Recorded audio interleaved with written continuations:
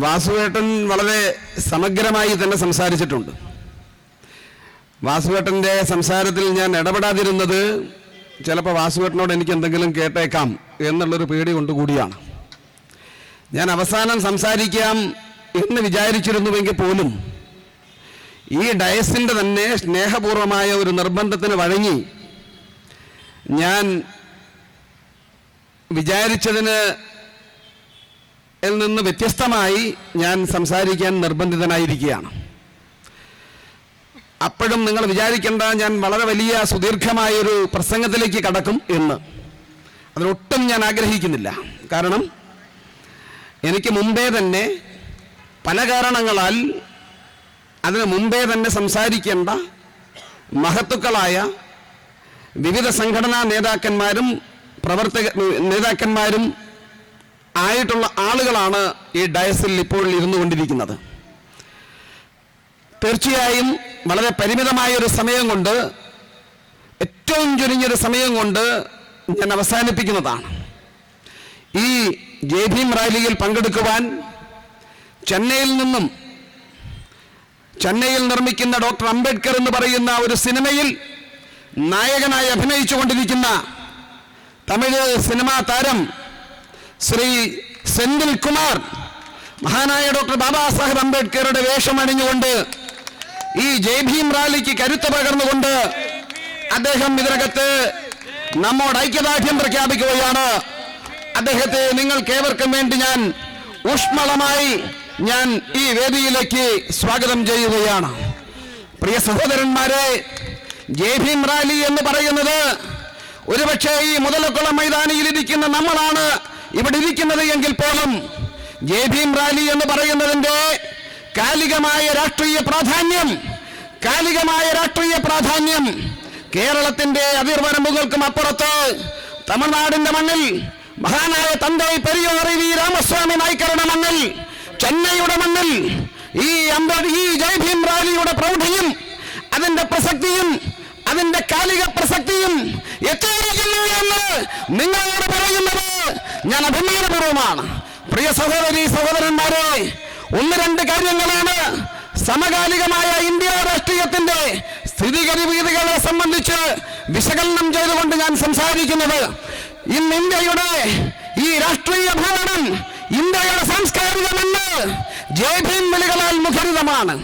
ഞങ്ങൾ പറയുന്നത്, ഈ ജയ് ഭീം റാലിയുടെ സംഘാടകർ പറയുന്നത്, ഒരുപക്ഷെ 7 പതിറ്റാണ്ടുകാലം ഇന്ത്യ രാജ്യത്ത് ബ്രാഹ്മണികമായ ഈ ബ്രാഹ്മണിക മസ്തിഷ്കങ്ങളിൽ, ബ്രാഹ്മണികമായ ബൗദ്ധിക മണ്ഡലങ്ങളിൽ അങ്ങ് തുഴച്ചു മാറ്റപ്പെട്ട് ഇവിടെ തമസ്കരിക്കപ്പെട്ട ബാബാ സാഹേബ് അംബേദ്കറെ ഈ 7 പതിറ്റാണ്ടുകാലം ആരാണ് വിസ്മൃതിയിലാക്കി വെച്ചത്?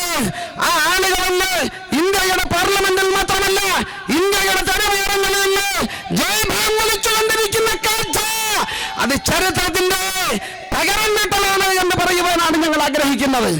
പ്രിയ സഹോദരന്മാരെ, ഇന്ന് അമിത്ഷാ, സംഘപരിവാർ നേതാവ് അമിത്ഷാ, ഇന്ത്യ രാജ്യത്തിന്റെ ആഭ്യന്തരമന്ത്രിയായ അമിത്ഷാ ആരെയാണ് അപമാനിച്ചത് എന്ന് നിങ്ങൾക്കും എനിക്ക് അറിയാം. ആരെയാണ് അമിത്ഷാ അപമാനിച്ചത്?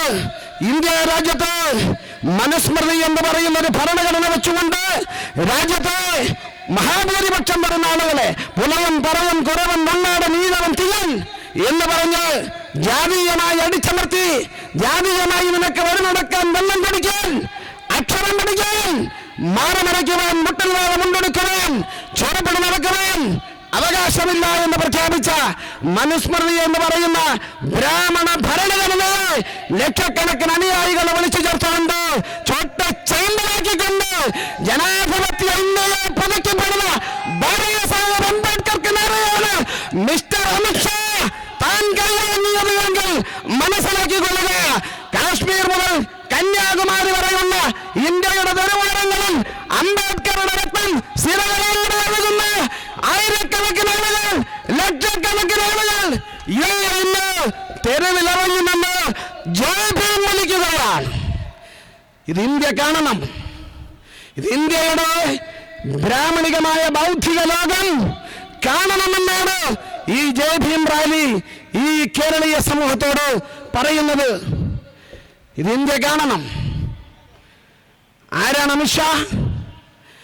ആരാണ് അംബേദ്കറെ അപമാനിക്കുന്ന സംഘപരിവാറുകാർ?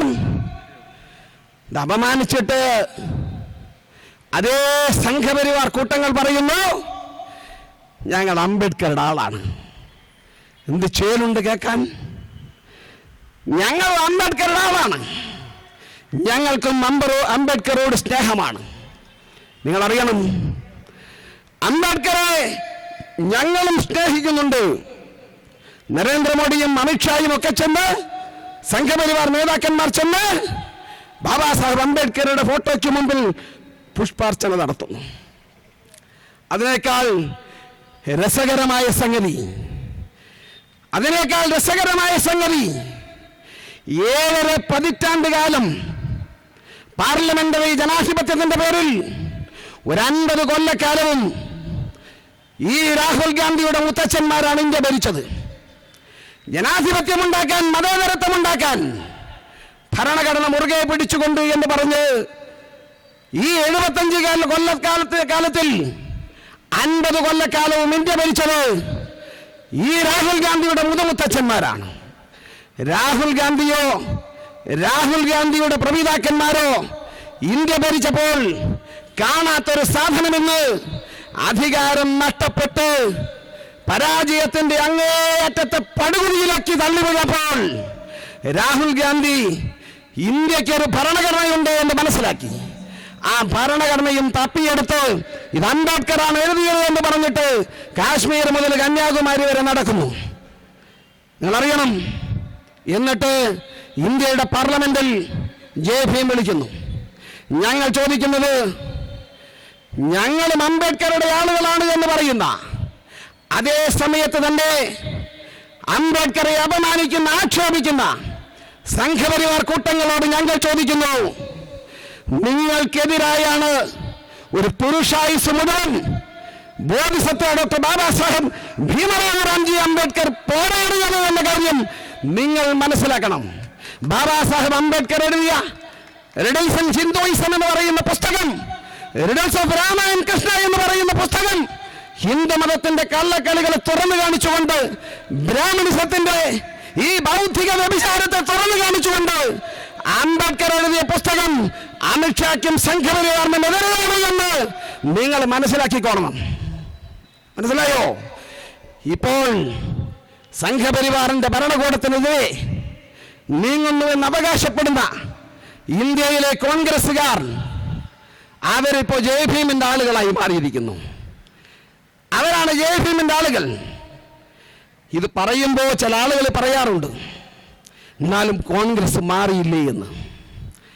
ഞങ്ങൾ അവരോട് ചോദിക്കാൻ ആഗ്രഹിക്കുന്നത്, കോൺഗ്രസ് അല്ല, ഇന്ത്യയിലെ ബ്രാഹ്മണിസത്തിന് എങ്ങനെ വേണമെങ്കിലും മാറാൻ അറിയാം.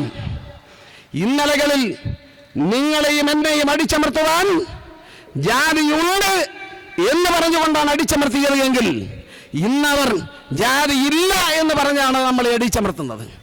ജാതിയുണ്ട് എന്ന് പറഞ്ഞ് രാജ്യത്തിന്റെ പൊതുസ്വത്തിൽ നിന്ന്, രാജ്യത്തിന്റെ സമ്പദ് വ്യവസ്ഥയിൽ നിന്ന്, വിദ്യാഭ്യാസ മേഖലയിൽ നിന്ന്, രാജ്യത്തിന്റെ അധികാര ഘടനയിൽ നിന്ന് പുറംകാലുകൊണ്ട് തൊഴിച്ചു മാറ്റിയ അതേ ബ്രാഹ്മണ്യം ഈ രാജ്യത്തെ അധസ്ഥിത ജനകോടികൾക്ക് ബാബാ സാഹേബ് അംബേദ്കറുടെ നിരന്തരമായ പോരാട്ടങ്ങളിലൂടെ വോട്ടവകാശം നേടിയെടുത്തപ്പോൾ അവർ പറഞ്ഞു, ഞങ്ങൾക്ക് ജാതിയില്ല, ഞങ്ങൾ സോഷ്യലിസ്റ്റുകളാണ്, ഞങ്ങൾ മതേതരക്കാരാണ്, ഞങ്ങൾ നക്സലൈറ്റുകളാണ്, ഞങ്ങൾ മാർക്സിസ്റ്റുകളാണ്, ഞങ്ങൾ ഈ ജനാധിപത്യത്തെ മാനിക്കുന്നവരാണ്.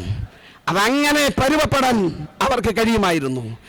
ഞാൻ ചോദിക്കട്ടെ, ഇന്ത്യയിലെ ഏത് മനുവാദി രാഷ്ട്രീയ മുന്നണികളും അവർക്ക് വേണ്ട വിധത്തിൽ മാറുവാൻ അവർക്കറിയാം.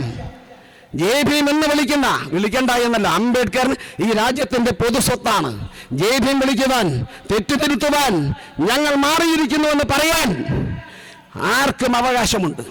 പക്ഷേ ഇന്ന് അംബേദ്കറുടെ ഫോട്ടോ വെച്ച്, ഇന്ത്യൻ ഭരണഘടന വെച്ചുകൊണ്ട് തെരുവോരങ്ങളിലൂടെ ജയ് ഭീം വിളിക്കുന്ന കോൺഗ്രസ് നേതൃത്വത്തോട് ഞങ്ങൾ ചോദിക്കുന്നു, നിങ്ങൾ കുറ്റമേറ്റു പറയുവാൻ, ഞങ്ങളുടെ പിതാക്കന്മാർക്ക് തെറ്റുപറ്റി എന്ന് പറയുവാൻ, മോഹൻദാസ് കരംചന്ദ് ഗാന്ധിക്ക് തെറ്റുപറ്റി എന്ന് പറയുവാൻ നെഹ്റുവിന് തെറ്റുപറ്റി എന്ന് പറയുവാൻ, വല്ലഭായ് പട്ടേലിന് തെറ്റുപറ്റി എന്ന് പറയുവാൻ, കോൺഗ്രസിന് തെറ്റുപറ്റി എന്ന് പറയുവാൻ രാഹുൽ ഗാന്ധി തയ്യാറുണ്ടോ എന്നാണ് ചോദ്യം.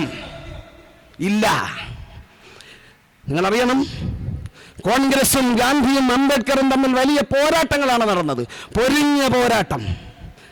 ഗാന്ധിക്കും കോൺഗ്രസിനുമേലെ ഈ സനാതന ഹിന്ദുക്കൾക്കെതിരെ what Congress and Gandhi have done to the untouchables എന്ന് പറയുന്ന പുസ്തകം ഗാന്ധി ജീവിച്ചിരിക്കുമ്പോൾ എഴുതി പ്രസിദ്ധീകരിച്ച ആളാണ് ഡോക്ടർ ബാബാ സാഹേബ് അംബേദ്കർ. നിങ്ങളറിയണം, ചില ആളുകൾ പറയും അംബേദ്കറെ ആദ്യത്തെ നിയമവകുപ്പ് മന്ത്രിയാക്കിയത് കോൺഗ്രസ് ആണ് എന്ന് പറയും. ഡോക്ടർ അംബേദ്കറെ നിയമവകുപ്പ് മന്ത്രിയാക്കിയത്, മന്ത്രിസഭയിൽ മന്ത്രിയാക്കിയത് ഞങ്ങളാണെന്ന് പറയുന്ന കോൺഗ്രസുകാരോട് ഞങ്ങൾ ചോദിക്കുന്നു, നിങ്ങൾക്ക് മന്ത്രിയാവാൻ അംബേദ്കർ ഇന്ത്യൻ പാർലമെന്റിലേക്ക് നടന്നുപോയ ചരിത്രത്തിന്റെ നാൾവഴികൾ നിങ്ങൾക്കറിയാമോ എന്ന ചോദ്യമാണ് ഞങ്ങൾ മുന്നോട്ട് വെക്കുന്നത്. നിങ്ങൾ മനസ്സിലാക്കണം, കോൺസ്റ്റിറ്റ്യൂവന്റ് അസംബ്ലിയിലേക്ക് ബാബാ സാഹേബ് അംബേദ്കർ മത്സരിക്കുവാൻ രംഗത്ത് വന്നപ്പോൾ അംബേദ്കർ നേതൃത്വം കൊടുക്കുന്ന all India scheduled caste federation എന്ന് പറയുന്ന സംഘടന മുന്നോട്ട് വന്നപ്പോൾ കോൺഗ്രസിന്റെ നേതാവ് വല്ലഭായ് പട്ടേൽ പറഞ്ഞു, എന്താ പറഞ്ഞെന്നറിയോ?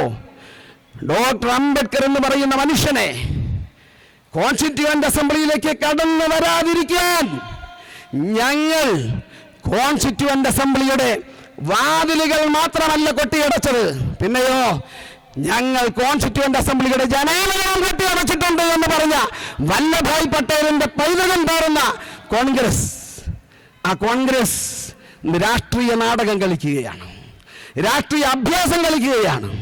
നിങ്ങൾ മനസ്സിലാക്കണം, ഇന്ന് ഇന്ത്യയുടെ ഭരണഘടന എടുത്തുയർത്തിപ്പിടിക്കുവാൻ കോൺഗ്രസ് മുന്നോട്ട് വരുന്നത് എന്തുകൊണ്ടാണ്? BJP അംബേദ്കർ ഞങ്ങളും സ്നേഹിക്കുന്നു എന്ന് പറയുന്നത് എന്തുകൊണ്ടാണ്? കമ്മ്യൂണിസ്റ്റുകളുടെ കാര്യമാണ് പരമദയനീയം. ഭരണഘടന കുന്തംകുട ചക്രമാണെന്ന് പറഞ്ഞ വൈരുദ്ധ്യാധിഷ്ഠിത ഭൗതികവാദികളുടെ നാടാണ് നമ്മുടെ കേരളം. ജയ് ഭീം എന്ന് പറയുന്നത് പാലാരിവട്ടം പാലത്തിന്റെ ഭീമാണോ എന്ന് ചോദിച്ചവരുടെ നാടാണ് കേരളത്തിലെ കമ്മ്യൂണിസ്റ്റുകാർ.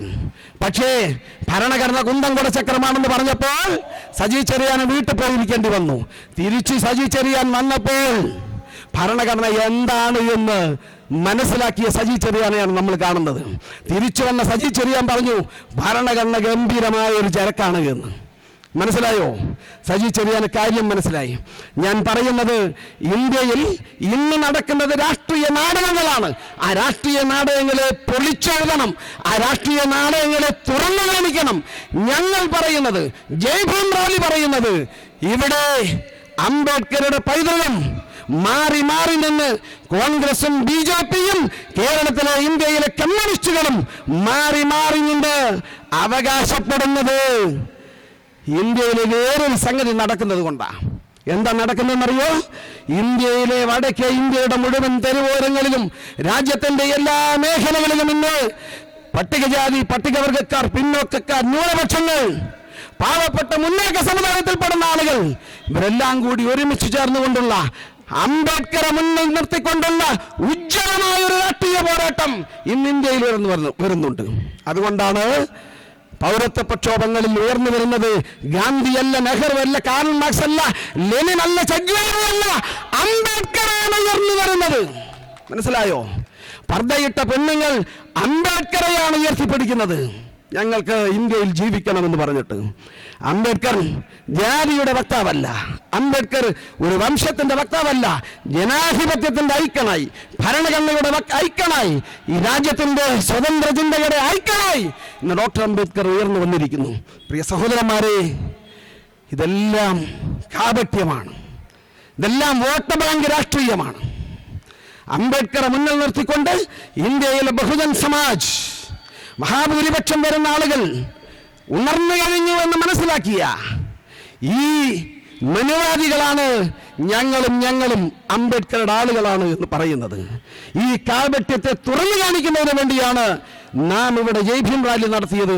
ഇതിൽ അണിനിരന്നിരിക്കുന്ന മുഴുവൻ ആളുകളെയും അഭിവാദ്യം ചെയ്തുകൊണ്ട് ഞാൻ എൻ്റെ ഈ എളിയ വാക്കുകൾ തൽക്കാലം ഞാൻ അവസാനിപ്പിക്കുന്നു. നിങ്ങളെ അഭിസംബോധന ചെയ്തുകൊണ്ട് തീർച്ചയായും അദ്ദേഹത്തെ ചെന്നൈയിൽ നിന്നും കാറിൽ യാത്ര ചെയ്താണ് അദ്ദേഹം വൈകിയാണെങ്കിലും ഇവിടെ എത്തിയത്. തീർച്ചയായും ഒരുപക്ഷെ ഈ വേദിയിൽ അദ്ദേഹത്തിന് മുമ്പ് ഒരുപാട് ആളുകൾ ഇവിടെ ഇരിക്കുന്നുണ്ട്. പക്ഷേ ചെന്നൈയിൽ നിന്നും ഡ്രൈവ് ചെയ്ത് ഇവിടെ എത്തി എന്നുള്ള ആ ഒരു പരിഗണന ഈ ഡയസ് അദ്ദേഹത്തിന് കൊടുക്കാൻ എന്നെ അനുവദിക്കണം.